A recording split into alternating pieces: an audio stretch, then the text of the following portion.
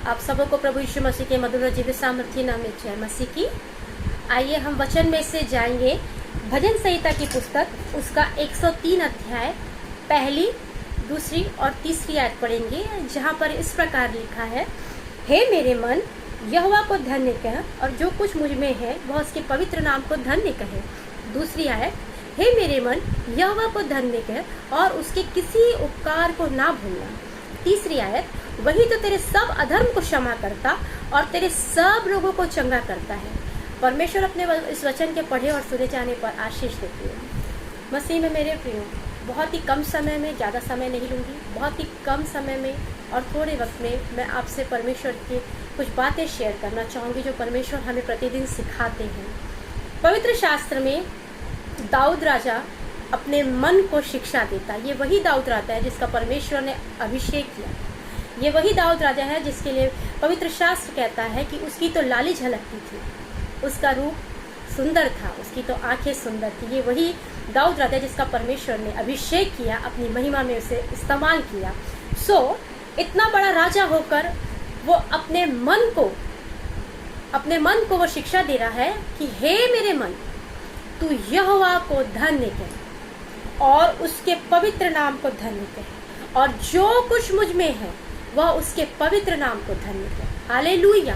कितनी बड़ी बात है ना कि इतना बड़ा राजा होकर वो अपने मन को सिखा रहा है कि हे मेरे मन, तू यहोवा को धन्य कह। कितनी बड़ी बात है कि एक राजा जिसके पास में किसी चीज़ की कोई कमी नहीं, बुद्धि से, रूप से, हर तरह से इतना भरपूर वो व्यक्ति, ऑलराउंडर इंसान, वो अपने मन को सिखा रहा है कि हे मेरे मन यहोवा को धन्य कह।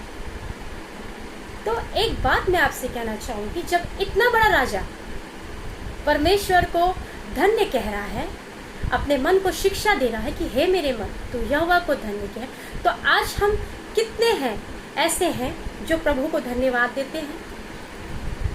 ये एक प्रश्न चिन्ह आपके, मेरे और मसीही कलीसियाओं के लिए प्रिय।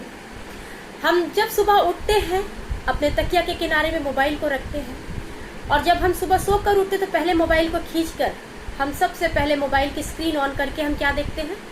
सबके मैसेजेस देखते हैं, स्टेटस देखते हैं, मैसेंजर, एफबी, ट्विटर, इंस्टाग्राम, इन सब में सारे कमेंट्स को देखते हैं, पढ़ते हैं, फिर बहुत देर तक पढ़े रहते हैं, फिर बहुत ले देकर हम बिस्तर से उठते हैं, फ्रेश होते हैं। लेकिन क्या आप एक चीज़ भूल जाते हैं कि जब आप सोकर उठते हैं तो कोई आपका इंतज़ार कर रहा होता है कि आप उठकर उसे धन्यवाद देंगे कि पिता, इस सुंदर सुबह के लिए तेरा धन्यवाद हो यीशु। प्रभु, तूने मुझे इतनी सुंदर सुबह दी। पिता, इस जीवन के लिए तेरा धन्यवाद।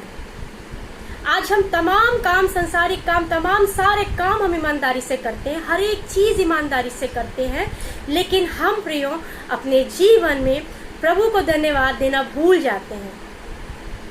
ये एक सवाल है मेरे और आपके जीवन में। जिस प्रभु ने आपको इतना सुंदर जीवन दिया, जिस प्रभु ने आपको ऐशो आराम की जिंदगी दी, प्रभु ने कभी आपको भूखा नहीं रखा, एक भी दिन आप भूखे नहीं सोए होंगे, एक भी दिन आपको कोई तकलीफ नहीं होगी, जिस प्रभु ने आपका 24 घंटे 24/7 जो परमेश्वर आपका ध्यान रखता है, अपने आँख की पुतली की तरह वो आपका ध्यान रखता है।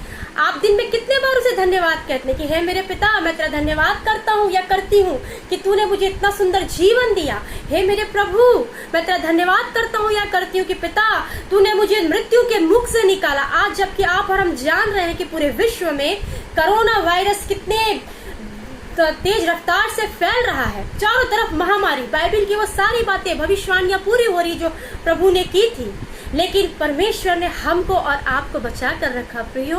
क्यों? क्योंकि वो और हमसे बहुत प्यार करता है, आपसे और मुझसे प्यार करता है। उसने आपके और मेरे लिए अपने कैलवरी क्रूस में अपने आप को दे दिया, पानी के समान उसने अपने लहू को बहा लिया आपके और मेरे लिए। क्यों? ताकि हम और आप जीवन पाए और उसे धन्यवाद दें इस जीवन के लिए। मेरे प्रियो, जबकि ये लॉकडाउन का समय है तो ये बहुत अच्छी गोल्डन अपॉर्चुनिटी परमेश्वर ने हमको और आपको दी है। मैसेंजर में मैसेज करने के लिए नहीं, फेसबुक में स्टेटस लगाने के लिए नहीं, व्हाट्सएप में मैसेज करके गॉसिप करने के लिए नहीं, बल्कि घुटनों में आकर प्रभु से मांगने का समय है ये कि पिता बोल, तेरा दास तेरी दासी सुनती है। प्रेज द लॉर्ड, प्रभु के नाम की स्तुति हो। इसलिए परमेश्वर का दास दाऊद राजा कह रहा है कि हे मेरे मन, तू यहोवा को धन्य कह। निरंतर हम आप और हमको परमेश्वर को धन्यवाद देना है। आज मृत्यु चारों दिशाओं में फैली हुई है, लेकिन परमेश्वर ने हमको और आपको जीवित रखा। मृत्यु हमको छू नहीं सकती, क्योंकि परमेश्वर ने उसे वो अधिकार नहीं दिया कि वो हमें छुए। तो प्रभु कितना महान है कि इस भयंकर महामारी में, इस भयंकर कठिन समय में प्रभु आपको और मेरा मददगार और साथी बनकर खड़ा। उसके नाम की स्तुति हो। हालेलुया। सो हमेशा प्रियो, जब भी आप सोकर उठते हैं, जहां भी रहते हैं, जिस अवस्था में भी रहते हैं, प्रभु को धन्यवाद दीजिए। अपने मन को शिक्षा दीजिए। जब आप अपने मन को शिक्षा देंगे, तभी आपके जीवन में आश्चर्य कर्म होंगे, क्योंकि मन का, जीवन का मूल स्रोत क्या है? मन है। हमारे जीवन का मूल स्रोत हमारा मन है। जो व्यक्ति अपने मन को अपने काबू में कर लिया, जो व्यक्ति अपने मन की हर एक बातों पे विजय पा लिया, वो संसार में हर एक आंधी तूफान से लड़ने की शक्ति और ताकत रखता है, क्योंकि उसके पीछे प्रभु यीशु मसीह उसका रक्षक बन के खड़ा है। प्रेज द लॉर्ड, परमेश्वर के नाम की स्तुति हो। हालेलुया। लेकिन हम अपने मन को शिक्षा नहीं देते। सो आज का ये समय है प्रियो, अपने मन को शिक्षा दीजिए। अपने मन को बोलिए कि हे मेरे मन, यहोवा को धन्य कह। हे मेरे मन, तू उसके किसी उपकार को मत भूल, उसके पवित्र नाम को धन्य कहे। हमारे परमेश्वर का नाम इतना छोटा नहीं कि वो हमारे लिए आश्चर्य कर्म आपके और मेरे लिए ना कर सके। उसका नाम क्या ही पवित्र और पराक्रमी नाम है। प्रेज द लॉर्ड, उसके नाम की स्तुति हो। ये हमारा सौभाग्य है प्रियो कि प्रभु ने हमको और आपको अपनी महिमा के लिए इस्तेमाल किया है। हालेलुया, उसके नाम की स्तुति हो। सो निरंतर अपने मन को शिक्षा देते रहिए, निरंतर अपने मन को टोकते रहिए कि हर पल यहोवा को धन्यवाद देना है, हर घड़ी आप प्रभु को धन्यवाद देना। न जाने कब का क्या हो जाए, लेकिन हमारा प्रभु, जब हम उसे धन्यवाद देते हैं, जब धन्यवाद रूपी भेंट हम उसे चढ़ाते हैं, तो प्रभु आनंदित और खुश होते हैं। प्रेज द लॉर्ड, प्रभु के नाम की स्तुति हो। सो दूसरी आयत पढ़ेंगे, हे मेरे मन यहोवा को धन्य कह और उसके किसी उपकार को ना भूलना। What a wonderful master. Hallelujah. एक कविकार कहता है कि यदि मैं आकाश को और पृथ्वी को कागज बना दूं और समुद्र को स्याही बनाकर यदि उसे परमेश्वर के आश्चर्य कर्म को लिखूं, तो बादल और पृथ्वी, आकाश और पृथ्वी और समुद्र स्याही, ये सब कम हो जाएंगे, क्योंकि परमेश्वर के उपकार इतने हैं, अनंत, इतने अनंत उपकार हैं कि हम और आप यदि काउंट करने के लिए बैठे तो कम पड़ जाएगी गिनतियां। सबसे पहला उपकार मेरे प्रियो, कि आज जो आपके शरीर में जो श्वास चल रही है, वो उसके दिए हुए उपकार है। सबसे पहली बात मेरे प्यारे भाइयों, प्यारी बहनों, कि परमेश्वर ने आपको जीवित रखा है, सबसे बड़ा उपकार है। हालेलुया। किसी उपकार को ना भूलना, परमेश्वर का जीवित कलाम कहता है। सो मेरे प्रियो, एक दो उपकार नहीं, परमेश्वर ने माँ के गर्भ से हमें रचा, अपने लिए चुन लिया। हमने उसे नहीं, लेकिन उसने हमें चुना, क्योंकि परमेश्वर का वचन कहता है कि तुमने मुझे नहीं, मैंने तुम्हें चुना। और परमेश्वर जिसको चुनता है उसको अपनी महिमा में वैसे ही दुगनी सामर्थ्य से इस्तेमाल करता है। हालेलुया। सो परमेश्वर के किसी उपकार को हमें नहीं भूलना, लेकिन मनुष्य उसके हर उपकार को भूल जाता है। थोड़ी सी परीक्षा में गिरते ही हम प्रभु को कोसने लगते हैं, थोड़ी सी परीक्षा में गिरते हम प्रभु की निंदा करने लगते हैं, थोड़ी सी परीक्षा में गिरते ही हम प्रभु को एकदम छोड़ देते हैं। मसीह में मेरे प्रियो, जब शैतान ने प्रभु यीशु मसीह को नहीं छोड़ा, तो हम और आप क्या हैं? इस बात पे गौर कीजिए। आप धन्यवाद दीजिए उसे कि उसने आप पर अनंत उपकार किए, आपकी मृत्यु होने नहीं दी। आज मैं देख रही हूँ लोग पत्ते के समान गिर गिर के मर रहे हैं। वायरस, एक वायरस ने पूरी दुनिया को उसका बता दिया कि वो क्या चीज है, और मनुष्य को भी बता दिया कि हम क्या चीज है। एक वायरस ने पूरे विश्व को हिला कर रख दिया, लेकिन ये प्रभु की दया है, ये उसका उपकार है हम पे कि हम और आप जीवितों की भूमि में जीवित है, वो भी निरोगी। हालेलुया, प्रभु के नाम की स्तुति हो। कितना बड़ा उपकार। क्या कोई आपके लिए अपने आप को बलिदान कर पाएगा? क्या कोई आपके लिए अपने लहू को बहाएगा? लेकिन एक ने आपसे इतना प्यार किया, एक शख्स जिसने आपसे इतने दीवानों की तरह प्यार किया कि उसने अपना लहू बहा दिया, पानी के नहाई बहा दिया। क्यों? ताकि हम और आप जीवित रहें, उसके उपकारों को निरंतर याद करें, उसको हमेशा धन्यवाद दे कि पिता यदि तू ना होता तो मेरे पाप क्षमा ना होते। पिता यदि तू मुझे अपने हाथों में नहीं लेता तो मुझे शैतान फाड़ देता। पिता यदि तू मुझे अपने सीने से नहीं लगाता, पिता यदि तू मेरे लिए कोड़े नहीं खाता तो मैं श्राप और इस बीमारी से कभी नहीं छुटकारा पाता।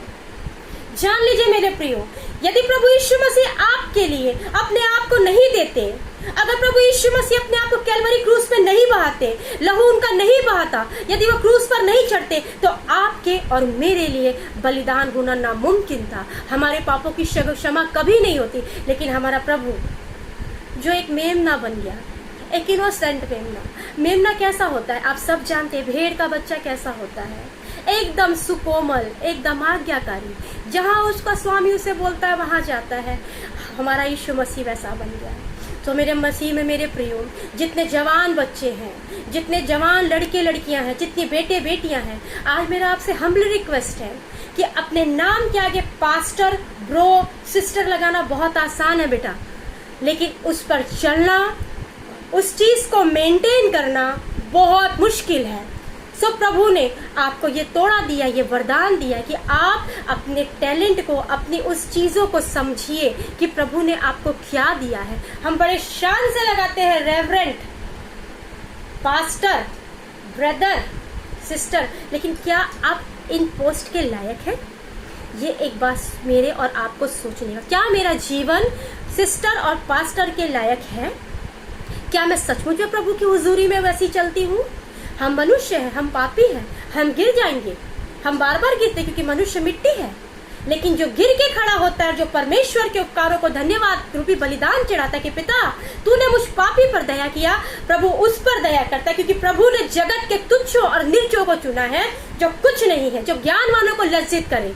आज परमेश्वर ने हमको और आप जैसे लोगों को चुना है अपनी महिमा में के लिए, अपनी महिमा में इस्तेमाल करने के लिए। सो मसीह में मेरे प्रियो, परमेश्वर ने जो आपको दान वरदान दिया है, जो पोस्ट, जो ओहदा दिया है, उसकी आप इज्जत करें, अपने नाम का रिस्पेक्ट करें और हर पल, हर घड़ी उसके उपकारों को धन्यवाद दीजिए कि पिता तेरे कोड़े खाने से मुझे शिफा मिली। छोटी सी छोटी बातों में प्रभु आपसे बड़ी बड़ी चीजें नहीं मांगता कि तू मुझे इतना सब कुछ दे, इतना पैसा दे, ये दे, वो दे, ऐसा नहीं।